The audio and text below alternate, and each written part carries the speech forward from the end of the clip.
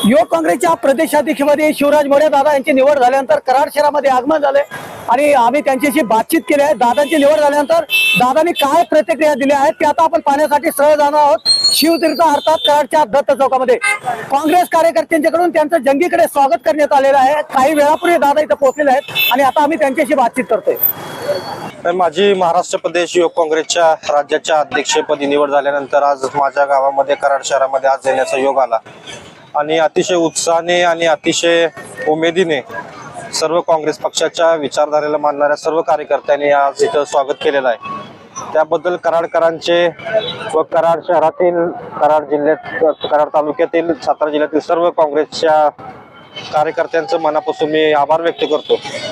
आणि युवक काँग्रेसचं अध्यक्षपद मिळाल्यानंतर माझ्यावरती अनेक जबाबदाऱ्या पडलेल्या आहेत आणि त्या जबाबदाऱ्या पेलत असताना मला जाणीव आहे की माझ्या शहराचं नाव, माझ्या गावाचं नाव हे कशा पद्धतीने उंचीवरती नेऊन ठेवता येईल याचा मला विश्वास आहे आणि तुमच्या सगळ्यांच्या मदतीने, आशीर्वादाने मी आणखीन त्याला पात्र ठरवून दाखवीन हीच मला अपेक्षा आहे। एक महत्त्वाचा राहुल गांधींनी जो मुद्दा उपस्थित केला सांगायचं आहे की आपण सर्वांनी पाहिलं असेल की वोट चोरीचा मुद्दा संबंध देशामध्ये गाजत आहे।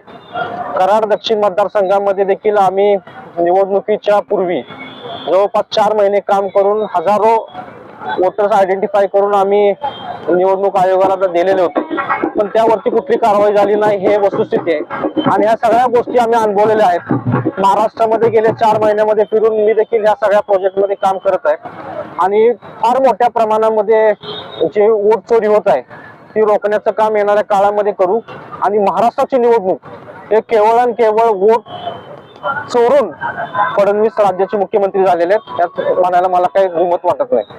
काँग्रेस फार मोठी फळी महाराष्ट्रामध्ये आहे। युवक काँग्रेसला फार मोठा वारसा लाभलेला आहे। शरद पवारांपासून ते विश्वजित कदम असतील, अनेक लोकांनी या संघटनेचं नेतृत्व केले। उल्हास पवार असतील, मोहन जोशी असतील, सुनील देशमुख असतील, माणिकराव ठाकरे असतील, असंख्य मोठ्या मोठ्या व्यक्तीने या पदावरती काम केलेलं आहे आणि महाराष्ट्रामध्ये आज आमची भूमिका आहे की आमचं संघटन वाढलं पाहिजे आणि त्यासाठी आम्ही सकारात्मक पद्धतीने प्रयत्न करतोय। चांद्यापासून बांद्यापर्यंत संघटना बांधण्यासाठी मी अहोरात्र प्रयत्न करण्यासाठी सक्षम आहे।